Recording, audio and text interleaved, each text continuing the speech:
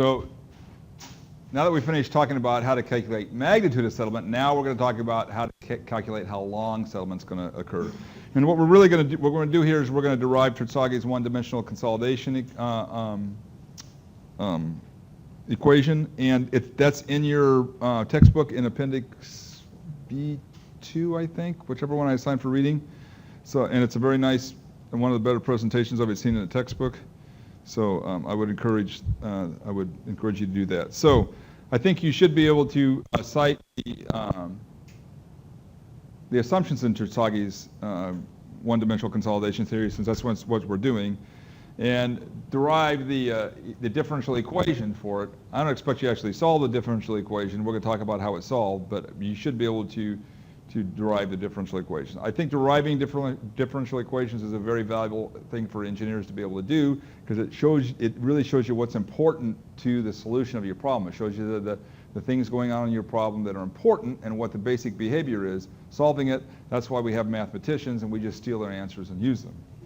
So, and then the most important thing about using it is making sure that you're using the correct boundary conditions, because there's basically only one solution that's predominantly published for Terzaghi's one-dimensional equation for closed-form solutions, but that's not the only boundary conditions that apply, and if you've got different boundary conditions, you shouldn't be using that solution. So we're going to talk a lot about that. We're not going to talk a lot about it, but I'm going to talk about it and make that important. So, I mean, if you're going to steal the mathematician's solution, use it, you better steal the right solution. You know, it doesn't do you any good to steal the wrong solution and use it.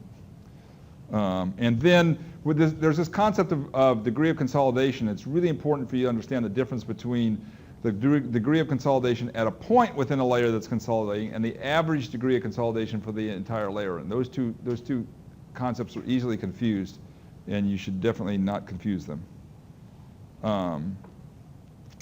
You should be able to define these two terms, C sub v and T sub v. And then you should be able to compute.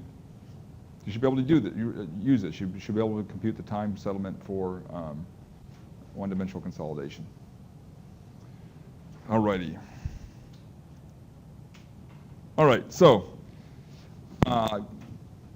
what's the consolidation process? We're going to go back and talk. We talked about this just a few minutes ago. We're going to talk about it much more carefully here. So, consolidation process is a change in total stress generates a change in excess pore pressure. It can actually be that there's a change just in excess pore pressure in the case of like pumping. You know, we discussed that pumping, lowering the groundwater table can generate consolidation. But in general, you're building something on the ground surface, or you're doing something to change the total stress. The immediate reaction to that is there's going to be a change in excess pore pressure because the initial loading is undrained. If the initial loading is drained, we're not going to have, the consolidation is not going to be time dependent. Or in a case, and there's another way to do it is where we've changed, we permanently changed the state of pore pressure, like pumping down, and that's going to generate an excess pore pressure in itself. So those are the two cases that initiate it. And then as the water flows out of the sample, out of the soil, what we're doing is the excess pore pressure,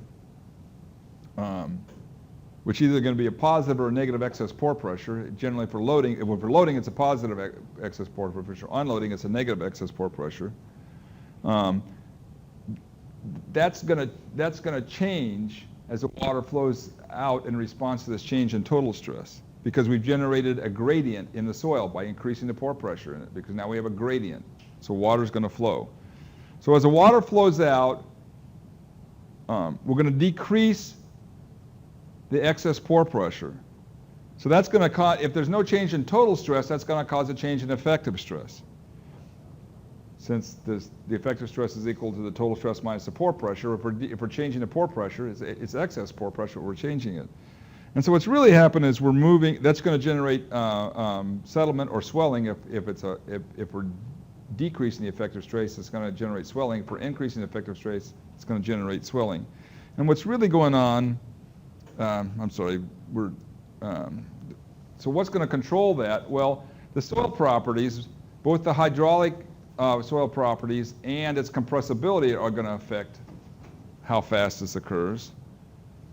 And then whatever the boundary condition is, the initial distribution of the excess pore pressures in the soil is also going to affect how fast this occurs, because that's our boundary condition. And then finally, what are the drainage conditions? Because this is a water flow problem. So the two boundary conditions that are important are what are the initial pore pressure distribution, and what are the boundary conditions, the drainage boundaries. So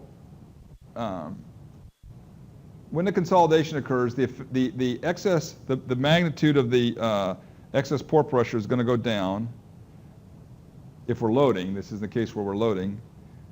So the effective stress is going to go up and the settlement goes up. So what we're doing when we're doing a loading case, what we're doing is we change the total stress. The pore pressure goes up to an excess pore pressure, and then over time, what we're doing is transferring the load or the stress from the pore water pressure to the soil skeleton. In other words, we're trading excess pore pressure for effective stress. And as the effective stress goes up, the skeleton's going to compress, and we're going to get settlement. Whoops. So let's talk about boundary conditions for a minute. So if I take the two scenarios are either loading or unloading. If on the left-hand side, if I start with a compressible layer and I put a load on the top of it, it's going to compress.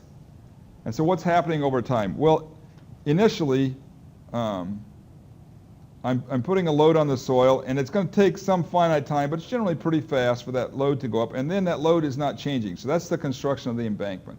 There is some finite construction time, but once I've constructed it, that's the total stress. It's not changing. Well, that's the load. So what's happening to the stress? Well, the stress is doing the same thing at some point. I'm just looking at some point in here.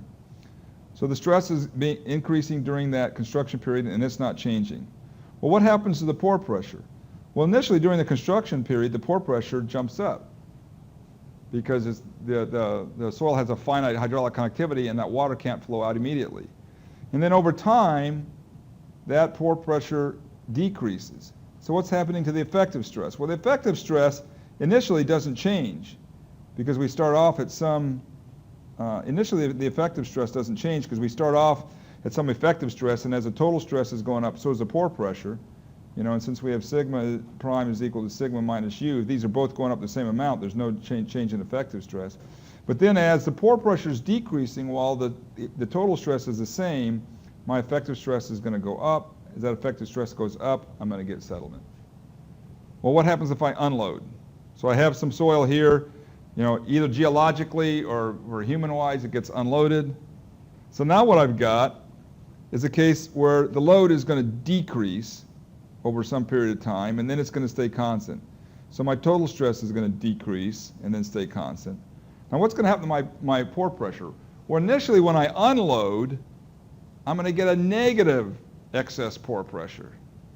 Because when I unload, the soil can't expand.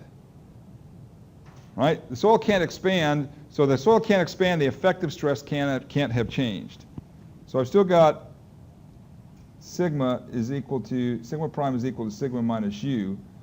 Well, I've changed this value, but this has stayed constant.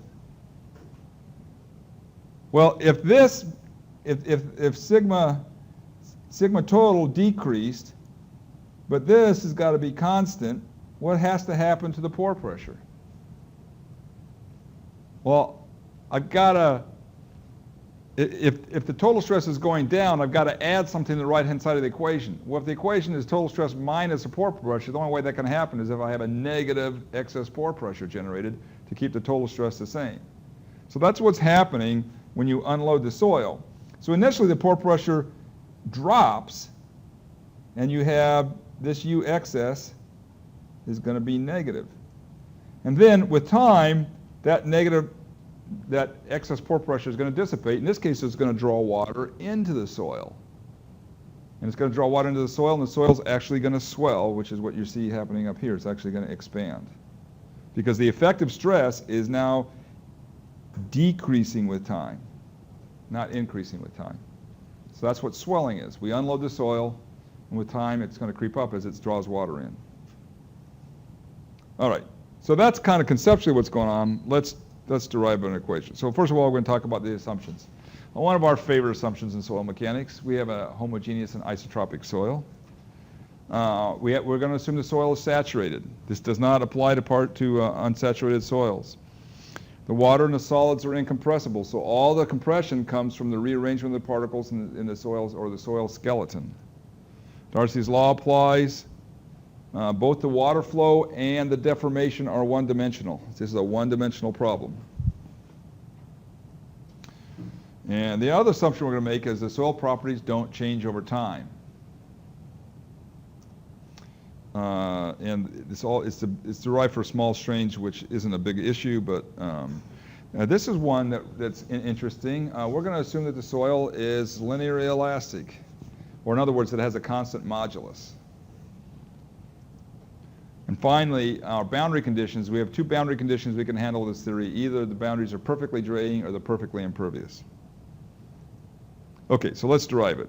So here's my little cube of soil. The top of it, I got dA. It's a dz thick. So the total volume of my sample is dA times dz. And I'm going to have water flowing in, potentially this, and water flowing out. So the first thing we're going to do is we're going to apply conservation of mass. And the change in volume of this soil is going to be, as a function of time, is got to be the difference between the outflow and the inflow, right? Because we said that the water's incompressible and the solids are incompressible and it's saturated. So the only way you can have volume change is if water flows out. So Q is my flow as a function of time, and I've got one-dimensional compression. All the change has to be in a vertical direction. So I can write that as dq dz times dz, dq dt, times dz. So from Darcy, we know that Q equals KIA. All right, so that's Q is equal to K. What's K? K is the change now in excess pore pressure. This is I'm sorry, K. This is I. What is I?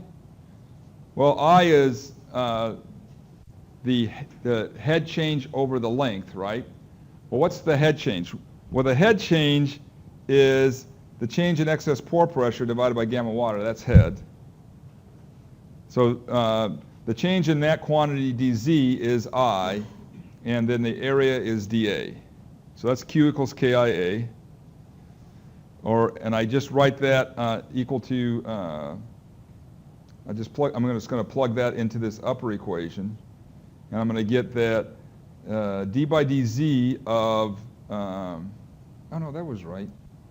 I lied to you about this thing error. That error is correct. That thing is right. D by dz of K over gamma water times the first partial of U excess with respect to Z times dA, all times dz has got to be equal to change in volume of my soil as a function of time. So if K is constant, then I just have that the change in volume as a function of time is K over gamma water times the second partial of U dz times the elemental area times dz.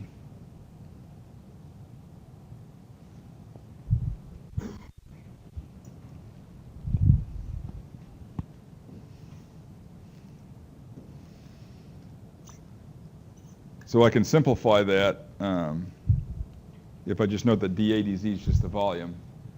So it's K over gamma water times the second partial of U E dz squared times the volume.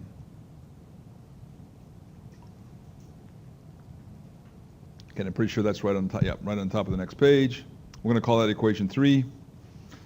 Now, if we're going to get volume change, where does all the volume change occur? It has to occur in the voids. So dV dt is equal to the change in voids as a function of time, because all the change has to occur in the voids because I don't have any, the water's incompressible, the solids are incompressible. And then the volume of voids is equal to the volume of the solids times the void ratio, right? So then I can write that the VDT is equal to the volume of solids times the change in void rate, the partial void ratio with respect to time. Okay. And I'm sure you remember that the volume of the solids is equal to the total volume divided by 1 plus E. So then I can write that the change in volume, the partial volume with respect to time, is going to be the total volume divided by 1 plus E times the second partial of E with respect to T. So that's equation number 4. So I'm going to put 3 and 4 together, and that's just going to tell me that the total volume divided by 1 plus E, the EDT, is equal to K over gamma water times the second partial of U excess with respect to Z squared times the volume.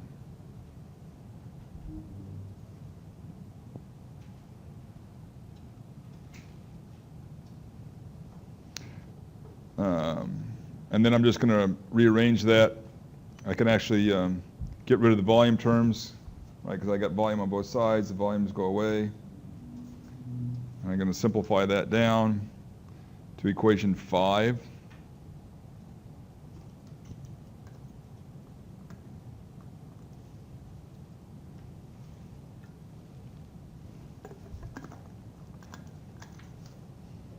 Which is at the top of the next page.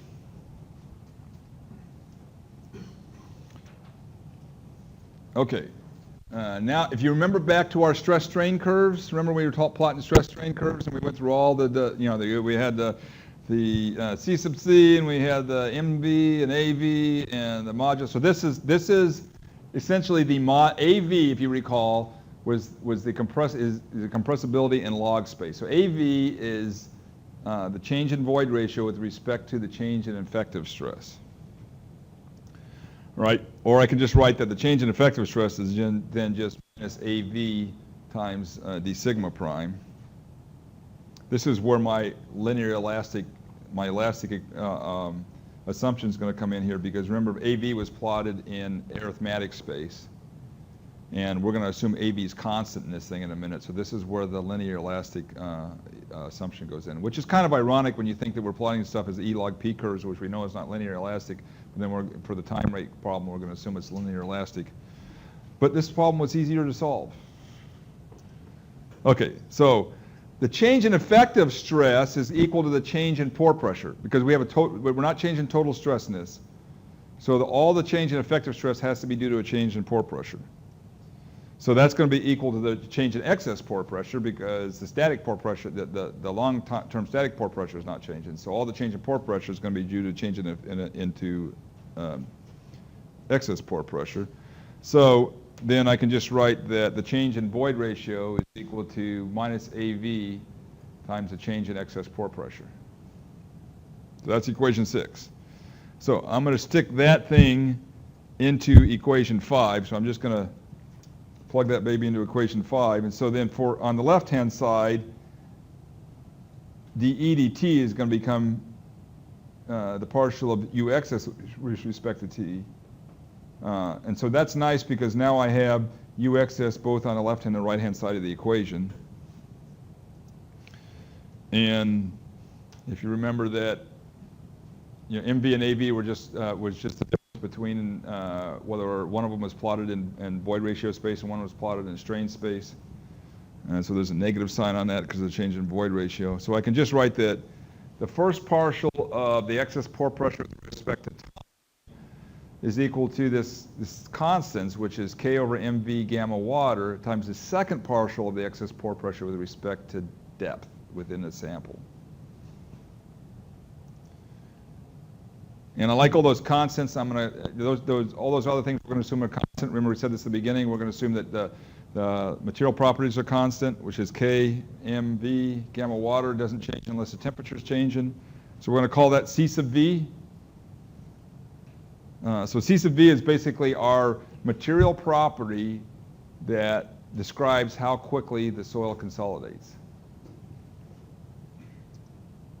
So if I do that, then the first partial of my differential equation becomes that the first partial of U excess with respect to T is equal to this constant C sub v times the second partial of u excess with respect to z squared.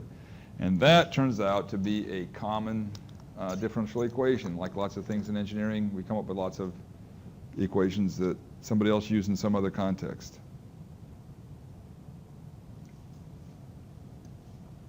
I think that one's on the top of the next page too. Let me see. Oh, so that's in Holson-Kovacs equation 9.2, sorry. Yeah, so there's our equation. So this is a really common equation, and if you've got Kreutzig or some other engineering math text, you can look at the solution to this. So lots of people use Kreutzig, so I'll put that section in there for you. So this is a classic equation where we're going to separate variables. So we're going to let the first partial of u with respect to time be some f of z times some g of t, right? So that's why you're going to separate this into. We got two variables. One's time and one's z. So we're going to say that the second partial of u with respect to time is equal to some function of z times the first partial times the first partial of some function times time. And then we're going to say that the second partial of u excess with respect to z is the same g of t in terms of time times the second partial of whatever that function f is with respect to z. So this is a classic separation of variable techniques. So if I use the notation of primes to mean first partials and double primes to mean second partials, then this is my differential equation becomes f of z times the first partial of g with respect to t is equal to c sub v times the second partial of f with respect to z times g of t. And then I can rearrange that to this form where I get all the t stuff on one side and all the f stuff on the other. So the first partial of g with respect to t over g of t divided and c sub v is equal to the second partial of f with respect to z over f of z.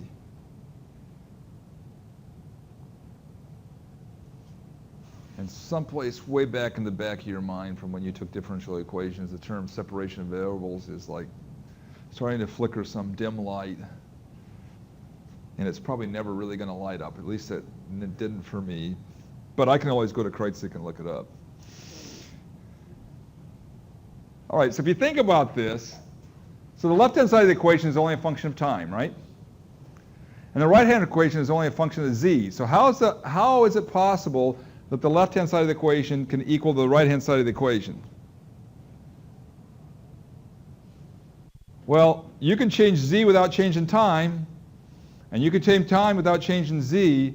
So the only way that can be true is if both those sides of the equation are equal to some constant. Otherwise, they can't be equal to each other for all time and all z, right? So that's our little brilliant mathematical deduction that we stole. So both these things have to equal some constant. We're going to say minus a squared. Why do we say minus a squared? Well, because somebody did that once and it worked. So if that's true, then the second partial of z is equal to minus a squared times f of z. And the first partial of g is equal to minus a squared times c sub v times g. And the solution is, because we looked that up too, that f of z is equal to some constant times cosine az plus the second constant times sine az. And g of t is equal to another constant times e to the minus a squared c sub bt. I mean, so what we've done here is took a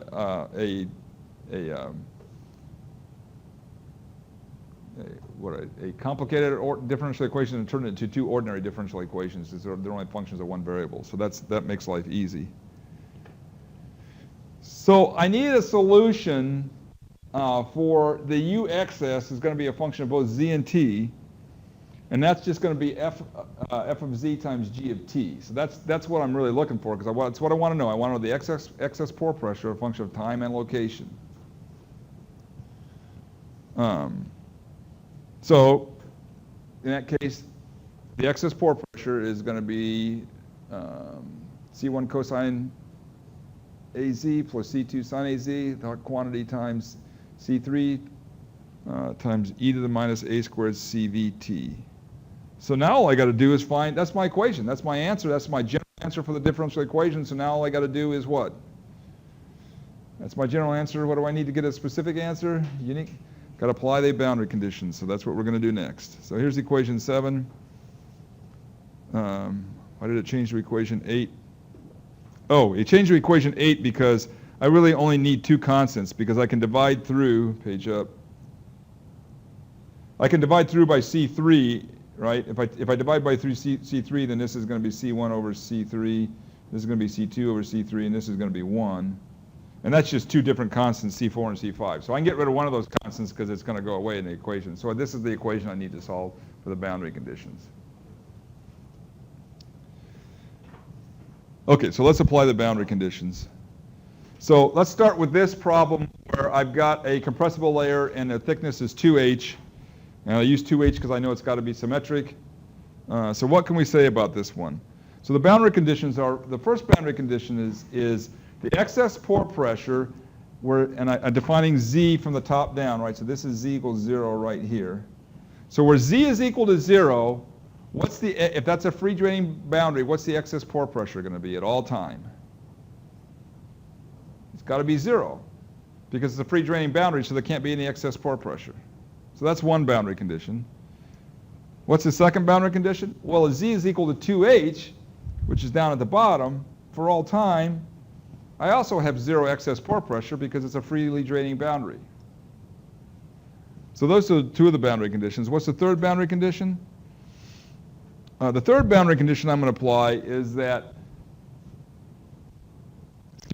is that for all Z at time equals 0, the excess pore pressure is constant and equal to the initial excess pore pressure. So what that boundary condition is saying is that when I initially put my load in, if I was going to plot U excess here, at t equals 0, I've got a constant U excess throughout the depth. Well, that makes sense if I put, remember, if I instantaneously put my load, who initially takes all the stress from the change in stress? Here's the pore pressure, and it immediately jumps up. So it's a reasonable boundary condition. All right. So the easy way to solve this is to meet boundary condition 1, C4 has to be equal to 0, because if C4 is not equal, because what's cosine of zero? Because A is going to be 0 at that point, right? Z is going to be 0 at that point. Because cosine of 0, and cosine of 0 is uno. So if I want 0 at the time, I can't have uno there. So C4 goes away. Life is getting good. We're down to one boundary condition. So we're down to one variable, sorry. So now my equation becomes Ux is equal to C5 sine AZ e to the A CVT, which I hope comes up to the top of the next page. It does indeed. We're going to call that equation 9. Okay, well, if we're going to meet boundary condition 2, which is that I have to have 0 where Z is equal to 2H, then that means AZ can only take on values where sine is equal to 0. And where's sine equal to 0? It's at pi, 2 pi, 3 pi, 4 pi. So that means that A times 2H has got to be n times pi. That's the only way that this solution can work. Or I can just write that A is equal to n pi over 2H. Well, cool. Now I know another one of my constants. So now I'm just down to needing knowing C5, right? I got rid of one of my constants because I divided through, it went away. The other one was the cosine 1, that went to 0. Now I know what A is, so the only thing left to do is C5. So I'm going to put equation 9 and equation 10. So now this is actually what I'm down to by applying my boundary conditions so far, is that Uxs is equal to C5 times the sine of n pi z over 2h times e to the n pi squared over 4h squared times c sub vt. And what's the boundary condition I have yet to apply? At t equals 0, I've got a constant. I've got uxs for all of z is equal to a constant. And that's equal to delta sigma z, right? Cool. All right, well, that's a lot of crap to carry around, so I'm going to define this other thing as TV, which we're going to call the time factor. Why do we call this the time factor? Because it's a function of time and constants. H is going to be constant for our soil, and CV is going to be constant. And what units does this have? So it's CV. Remember what was CV?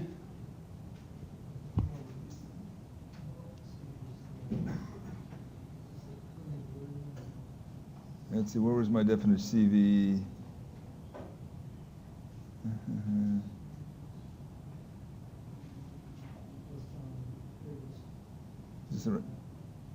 There it is. Yeah. K over MV times gamma water divided by gamma water. So I'm going to cut to the chase. This is going to have no dimensions, right? This is going to be dimensionless.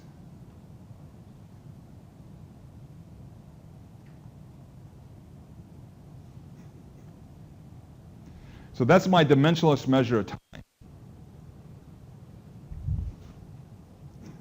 Okay, so that just gets rid of a lot of garbage in the equation. So now, if n can only hold on, right? N can only have values of 1, 2, 3, 4. Actually, it starts with 0. 0, 1, 2, 3, 4. So this equation now becomes a series. And I've got a bunch of CNs in this series. Because the only values I can have, right, n has to, for this to be, for the solution to be correct, n had to be an integer, right? Okay, so there's my equation that I got to solve now.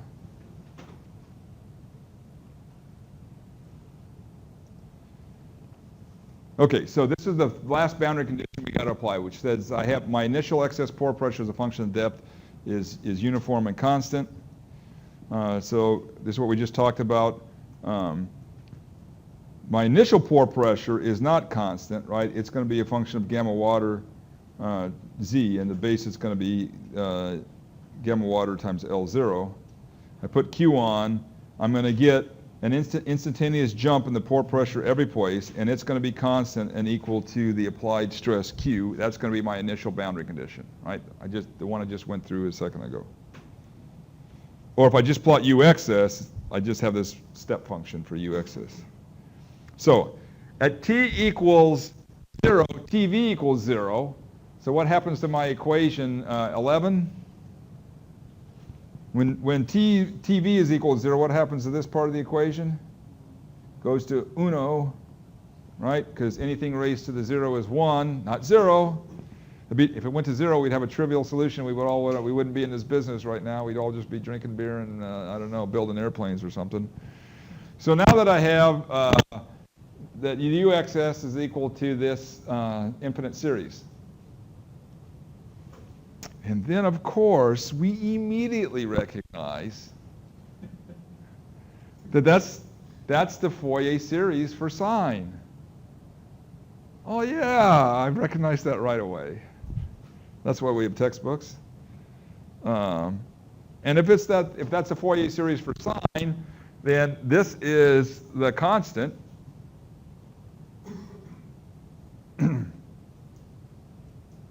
This is why we steal from mathematicians.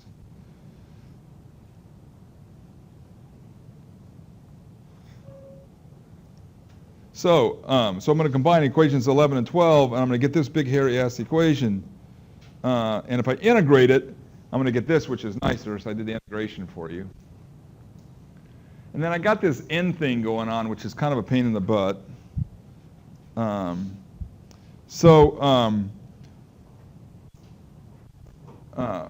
This whole thing is going to be equal to 2 when n is odd and 0 when n is even, right? Because when n is odd, I'm going to have 1 minus 1, and when n is even, I'm going to have 1 minus minus 1.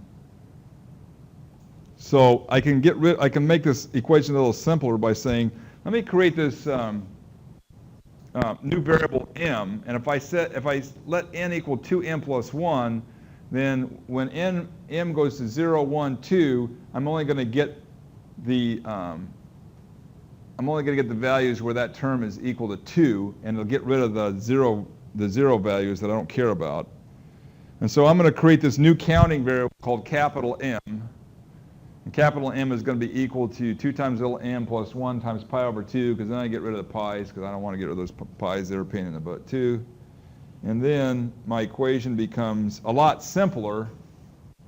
And it's just that the u-excess is equal to this infinite series, where it's 2 times the u initial divided by this new counting variable big M times the sine of big M times z over h times e to the minus big M squared TV.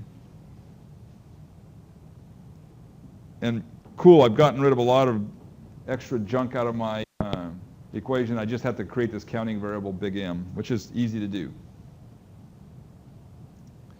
All right, so there's my solution to my equation. And notice it needs, remember we said u-excess needs to be a function of both z and t. Well, how is it a function of both z and t?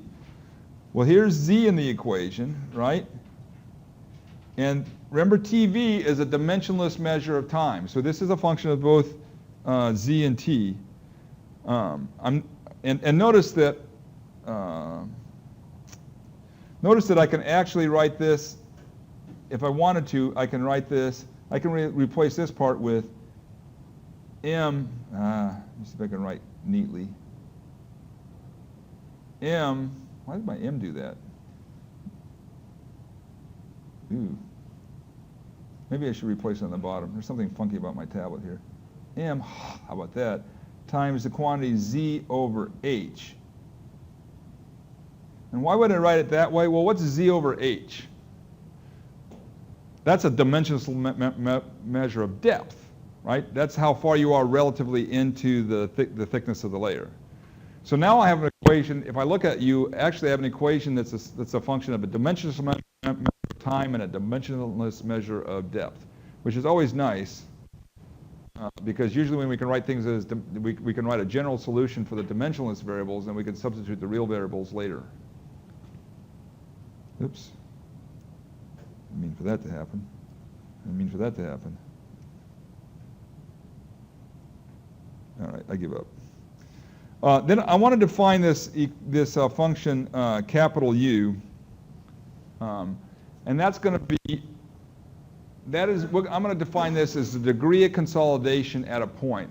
So it's going to be equal to u-excess divided by the u initial minus 1. So think about this for a minute. At time equals 0, what's the excess pore pressure?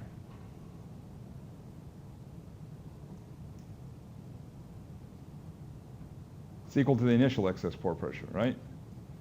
So at time equals 0, this is going to be 1 minus 1, and this is going to be 0. So at time equals 0, the degree of consolidation at a point, capital U sub z, is going to be 0. And at time equals infinity, what's the excess pore pressure going to be? It's going to be 0, and this is going to be 1 minus 0, which is 1. So at time equals infinity, this capital UZ is going to be 1. So this is a nice function. It goes from 0 from time equals 0 to 100% or 1 at time equals infinity. And I'm going to just define that as the degree of consolidation at a point. So that's how consolidated the soil is at a point. It's just how much of the excess pore pressure is dissipated. Okay? It's just a convenient thing to do. Stop that. I give up. My tablet has a mind of its own today. Let's just try page down. All right. So degree of consolidation at a depth, or degree of excess pore pressure dissipation. So that's Holson-Kovacs equation. Something. I guess I got to fix that. It's not equation 8, that's for sure.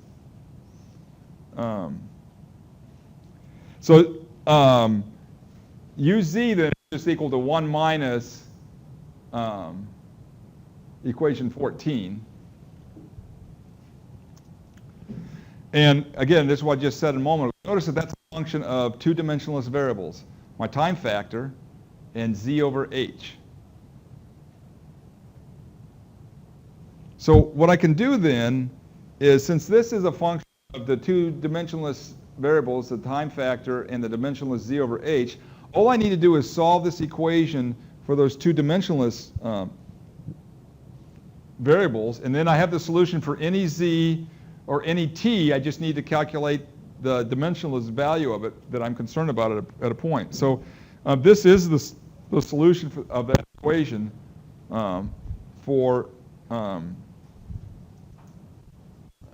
this is a solution for equation 15.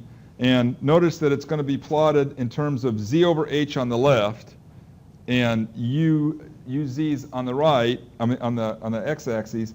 And notice that these things that are called isochrones, chron for time, iso for constant. So each one of these lines is a line of constant time, but it's a line of constant dimensionless time, TV, my time factor. So, and notice that we conveniently put this little note in here that at TV equals 0, this is my my function. So it's a step function at time equals 0. And then what immediately happens at the boundary conditions at the top, I immediately get drainage, right? And the excess pore pressure goes to 0. And as time goes on, I start with a distribution of excess pore pressure that looks like this, and then this, and then this, and so forth, until eventually, at time equals infinity, I'll have no excess pore pressure as a function of the depth.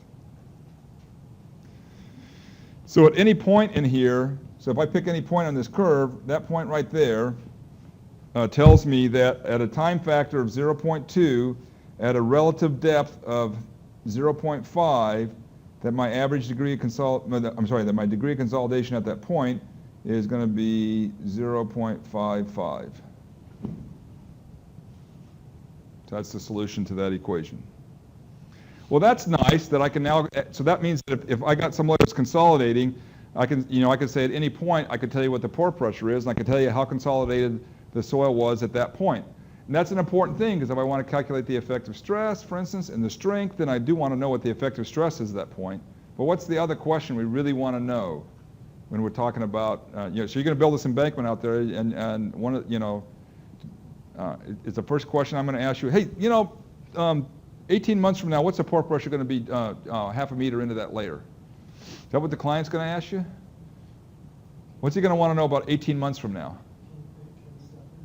Well, you want 18 months of how much settlements occurred, right? That's the kind of question you're going to want to answer. So we do want to know this excess pore pressure dissipation at a point, but the other thing we want to know is, well, what's the degree of consolidation of the entire layer? Because that's going to control how much settlements occurred, right? So this is a nice thing to know, but it's not all we want to know. So, so let's look at what's going on in the layer. So initially, I put my embankment on, I immediately get a jump up in pore pressure, right?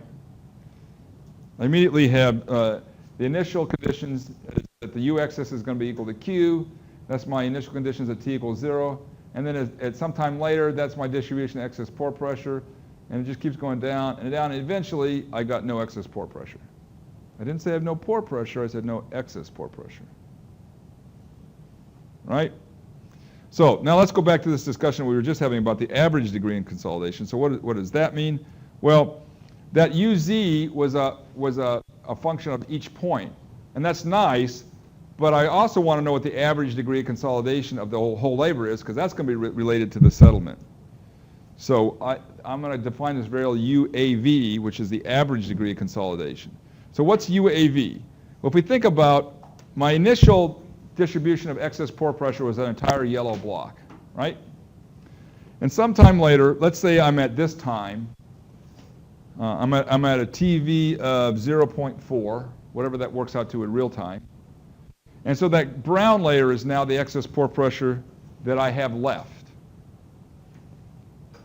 So my average degree of consolidation is going to be the integral of the initial excess pore pressure, which is going to be the yellow area, minus the excess pore pressure right now, which is going to be the brown area, divided by the yellow area. Right? That's the amount of excess pore pressure. That's the average degree of consolidation. And so I can integrate that. I could do that integral, and I get a really simple equation here for the average degree of consolidation in terms of that counting variable m. So the average degree of consolidation is just going to be 1 minus that summation. This is your figure from Holtz and Kovacs. It says the same thing. I think there's a mistake in this figure, at least as near as I can tell. And there's, in their figure, you have sigma prime 1 is what I usually call sigma prime 0. That's the effective stress before the load's applied. And sigma prime 2 is sigma prime 1 plus delta sigma, so that's the total stress right now. And then they show that this part of it is the excess pore pressure at time 0. So in their figure, I think the way I've shaded this is the correct way to do it. I actually think it's a conceptual error in their figure. But it's the same concept. I take the amount of, I integrate the excess pore pressure at any given time and divide that by the excess pore pressure that was at the beginning. And 1 minus that is going to be the degree of excess pore pressure dissipation. And so how do we solve this? Well, we've got these tables published with that solution. So this is the solution to this equation right here. The solution to that equation, we generally just look it up, and that's what this is. So notice this is the average degree of consolidation as a function of the time factor. And I can use it either way. If you want to say to me, well, how long is it going to take for 50% of the consolidation to occur? Well, then I would come in at U average equal to 50. I would take this time factor. Now I have to convert this back to real time because this is dimensionless time, right? And what was the equation for the time factor? Do you remember? dV is equal to time divided by h squared CV. Is that right? Or is it? I have to look back to double check it. I think that's correct.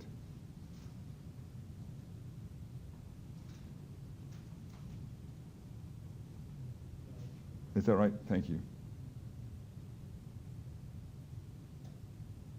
Oops. So I can plot it also. Here's a plot of it. Here's some handy equations that aren't in your text. These are not numerical solutions. These are just fits to this curve. So there's a time. So if you wanted to code it up in a spreadsheet or something, there's an equation for it instead of a table. If you just need to calculate one point, it's easier to look up the number. Professor Caduto generated these functions, but it just fits to this curve. Okay, but realize that's for one boundary condition.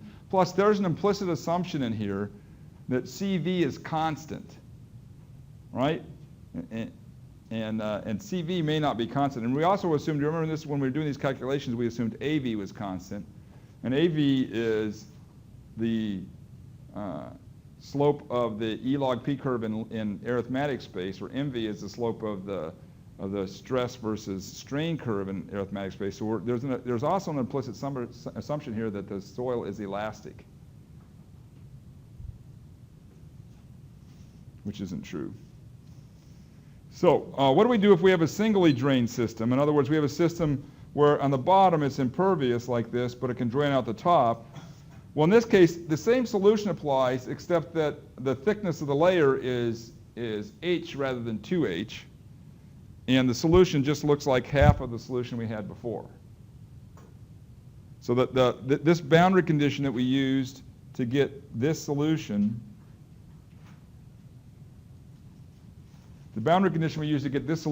works both for a layer that's drained on the top and the bottom and one that's just drained on one side. And all we do is come through here and split it in half and just use half of the solution if we have a singly drained layer. That's one of the reasons we define the thickness of the layer as 2H instead of H. And so H then, the good way to think of H is not really the thickness of the layer, but think of it as the maximum drainage distance in the layer. That's a better way to think of it. H is the maximum drainage distance. So it's a distance that the slowest molecule of water's got to travel to get out of the layer. So if it's doubly drained, it's half the thickness of the layer, and if it's singly drained, it's the entire thickness of the layer.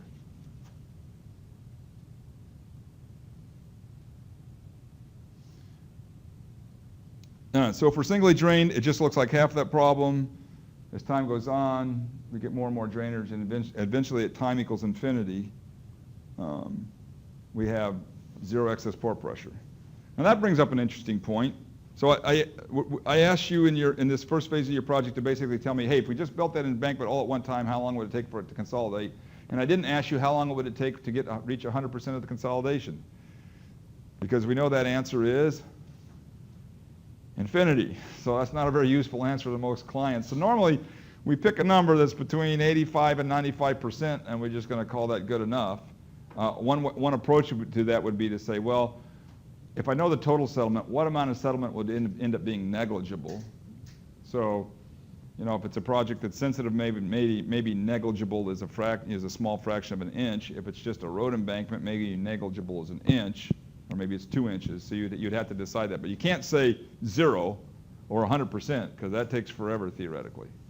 So, and 90 is a pretty good number. People, the difference between 90 and 95 is pretty big, so people usually don't use 95 unless they think they really need to, because notice that the time factor for 90 is, let's just say 84, and the time factor for 95 is 113. That's a lot longer, right?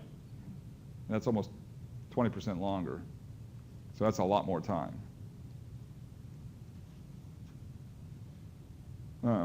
So we normally pick a number like 90, but the best way to decide what that number is supposed to be would be to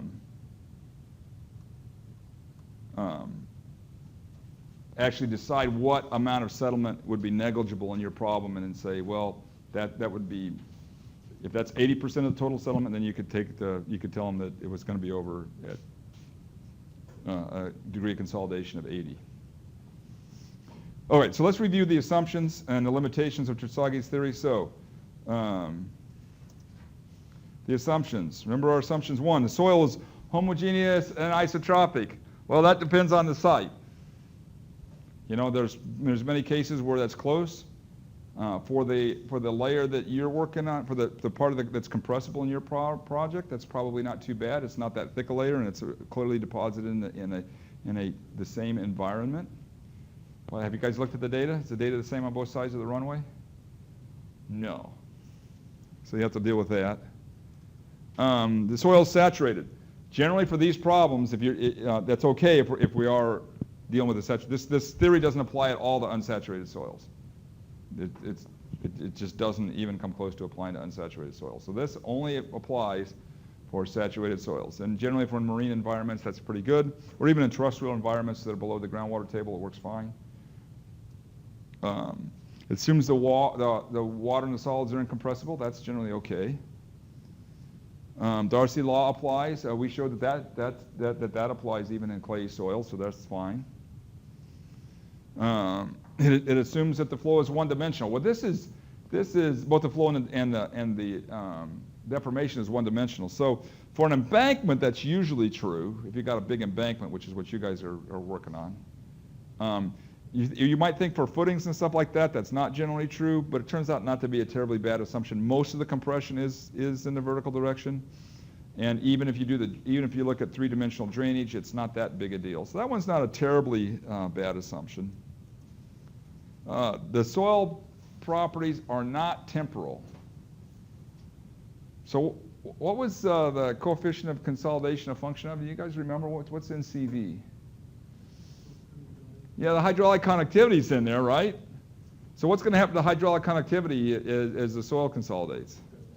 That's going to change. And the other thing that was in here was M sub V, which was the slope of the stress strain curve in, it's a compressibility. MV is 1 over M, right?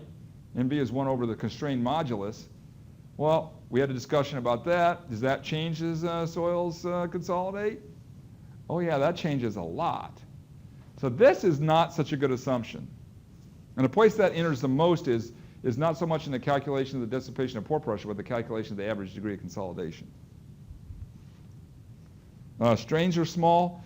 that's generally okay, and even when it's wrong, it's not terribly wrong. Although some people would argue about that. And you can have soils that have void, initial void ratios of 2 for some really soft soils. So they could easily undergo 20-30% strain sometimes. So, but that turns out not to be a terribly limiting assumption. And finally, we assumed that the soils were linear elastic. Well, that's not such a good assumption. And then our boundary conditions. Remember, we assumed that our boundary conditions were either perfectly draining or impervious. If that's not the case, then we can model these numerically. In fact, numerically, we can deal with the nonlinear soil, the non-ideal boundary conditions, and therefore the non-temporal variations. So we can deal with these numerically.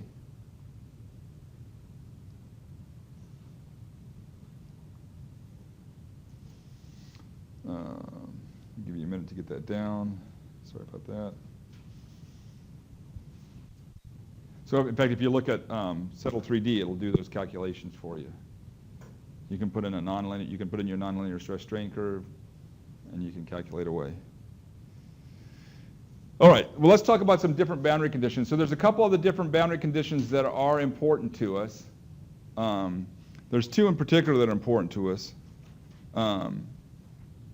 Remember the boundary conditions that we use were that for all z at t equals the uxs was 0 at the top, right? And at 2h, it was either 0 or the rate of change was 0 at h. That's the half solution, right? There's no flow. Either what we're saying is the bottom is either perfectly draining or perfectly impervious. And then the other one we said was that uxs was constant for all z at t equals 0. Well, those are good, but there's other conditions applying. The one that's the most obvious that applies is the instantaneously applied load. How long is it going to take you to construct your embankment in Alaska? Yeah, at least months, right? And in some cases, these constructions, in fact, it's actually going to take you years because you have to do stage construction, but we're not going to. So in some cases, the duration of loading is significant compared to the consolidation. So that's probably one of the boundary conditions that's most important. And we can deal with that numerically, but there is a closed form solution for that, and we're going to talk about that. But the first one I want to talk about is the case where I plotted. I'm pretty sure I loaded this up. I think I loaded this solution up in a PDF for you guys. I'm 90% sure it's there on the blackboard. So these three cases are the boundary conditions that the Terzaghi's traditional consolidation theory solved for. That's the one we just solved. Those three different sets of boundary conditions. One is it's perfectly draining top and bottom in a uniform distribution of excess pore pressure at time equals 0, 1. It's perfectly draining on one side and perfectly impervious on the other, and a uniform. Or the third one is that it's draining the top and the bottom and there's a linear distribution of excess pore pressure, which is something that might happen if there was a Artesian condition or something like that. The third one, the other case that's of some interest to us is this case where the initial distribution of pore pressure it's actually a sine function, but it's curvilinear like this. So what's a condition? What's a realistic situation in the field where that you might just show up and find out that was the current excess pore pressure condition in the ground? When would you ever have a sinusoidal single lobe pore pressure, excess pore pressure? What does that look like? We just looked at, by the way. It looks like an isochrone, right?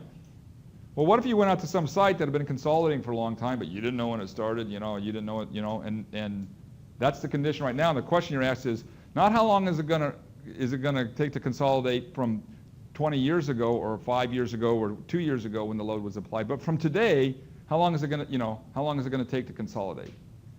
Well, this is, when you're doing that calculation, this is the initial boundary condition, right? I mean, you're starting off not with uxs as a constant, but UXS as some sort of sinusoidal type function. Well, so if you went someplace and found this is a case where you find something was under-consolidated, if there's a geologic region that's been consolidating, or maybe it's just that there was a load applied some time ago and that was not analyzed, and now you need to analyze it.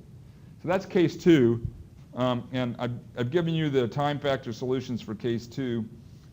If you want a reference for the actual solution, it's in Das's book. But that's one of some interest. It's not like rocket science. I'm going to use that every day. But the one that's really of a lot of interest is the theory for time-dependent loads. And Olson solved this in 1977, and I've given you his paper. It's a really easy paper to read. In fact, I think it's just a technical note.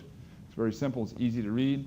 So the drainage conditions are the same as the classical Terzaghi problem, only now the load is applied as a function of time.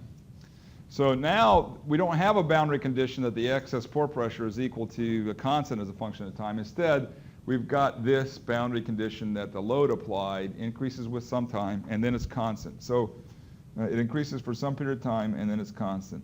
And that time is T sub c, which stands for the time of construction. So we need 2 solutions now. We need one solution for when the time is less than Tc, because that's when the load is linearly increasing with time. And then we need a second solution for when the time is greater than Tc, because it's now constant, but it depends on what happened before. So to do this solution, we're going to introduce a new variable.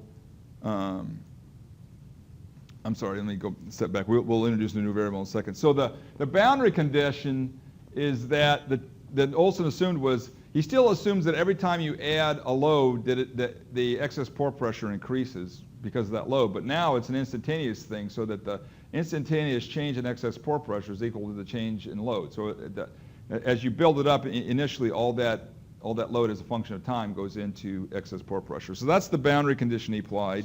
And then we need this new variable to define the time of construction. And just like our other solution where we want to have dimensionless numbers because it makes our solution general, we're going to have a dimensionless number for the construction time, and we're going to call it T sub c, and it's completely analogous to TV, and it's just CV times the time of construction over h squared. So that tells us in dimensionless terms how long it took to construct the embankment or apply the load. And then we have 2 different solutions, which I've generously not had you write down. But we have, and we're going to solve this in the same way we did before. I'm not going to go through all the solutions. I'm not going to do all the derivations. I'll just give you the solutions. So now we have an equation for the excess pore, the dissipation of excess pore pressure as a function of time, the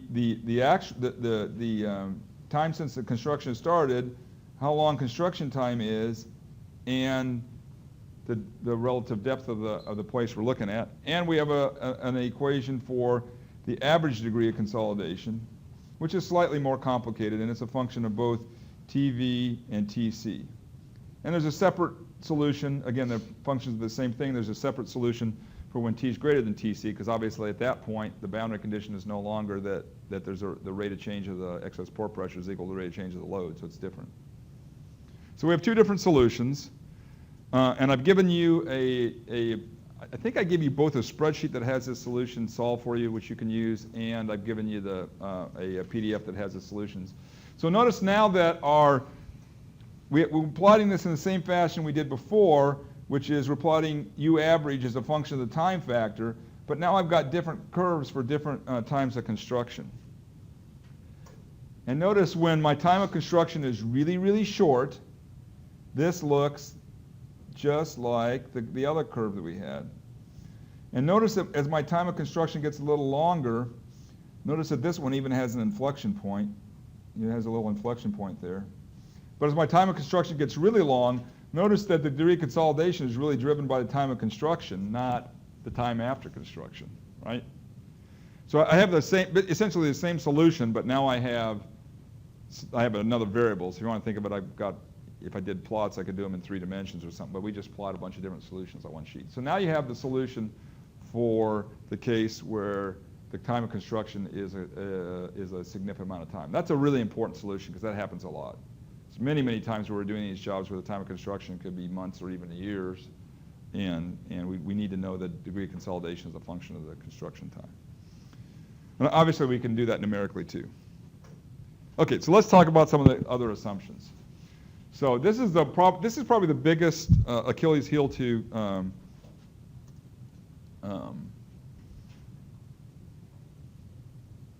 Terzaghi's theory. So, and that's the assumption that soil properties aren't temporal and that the soil is linear elastic. So we know that the hydraulic connectivity is a function of the void ratio. In fact, we know that it's not exactly linear in log space, but it's close to linear in log space. Remember, we had that the hydraulic connectivity was a function. It was either proportional to 1 over E squared or E cubed. We looked at that when we were talking about hydraulic connectivity. So I can take the log of that. That's a constant. So it's not constant, but it's more linear in semi-log space than other forms. We know that the stress-strain curve isn't constant. And in fact, even this is a C sub C type number here. So even when it's C sub C, that means MV is not constant, right? So what happens? Well, C sub V, obviously in this plot, C sub V starts off at some low number, and then it at the pre-consolidation stress, it rapidly increases, and then it starts to decrease again. We know that MV is pretty constant during the pre-consolidation phase, and then it can actually stiffen up a little bit. But then it's going to get softer, and then it's going to start to. But the rate of decrease is going to be lower, and then it's going to start to get stiffer again. And remember that C sub V is K divided by gamma divided by MV, right? So this certainly isn't going to be constant, and these are all just potential functions. I'll show you some real data here in just a second. This is the biggest problem with Terzaghi's one-dimensional consolidation theory, is that CV is not even close to constant in many cases. So if we look at these data come from Terzaghi and Peck, or now Terzaghi, Peck, and Mesri. And these are plots of CV, right, versus sigma prime z divided by sigma prime c. So these are plots of the coefficient of consolidation as a function of the effective stress, but the effective stress normalized by the pre-consolidation stress. So at 1, we're at the pre-consolidation stress. So the pre-consolidation stress is where you're theoretically moving from over-consolidated behavior to normally consolidated behavior. So that's the point where there's some change in this. If there is a pre-consolidation stress, which we discussed may or may not really exist, even if you see it, that's the point where there's significant change in the behavior. And notice particularly these 3 clays, which are highly structured. They're not all quick clays, but they're all highly structured clays with really high sensitivities. In other words, when you remold them, they lose a lot of strength. Notice what happens at the pre-consolidation stress. When you reach pre-consolidation stress, what happens to the coefficient of consolidation? It decreases. Does it decrease a little bit? Yeah. 2 to 3 orders of magnitude change. That certainly is not in Terzaghi's one-dimensional consolidation theory. Now let's talk about ordinary clay. So now we would think of San Francisco Bay and Boston Blue clay are some well-known, well-characterized soils in large urban areas that are pretty generic, pretty normal. They don't exhibit any really bizarre behavior like you get for the quick clays and the Norwegian clays and stuff that you saw, or the Canadian quick clays. And so what do they look like?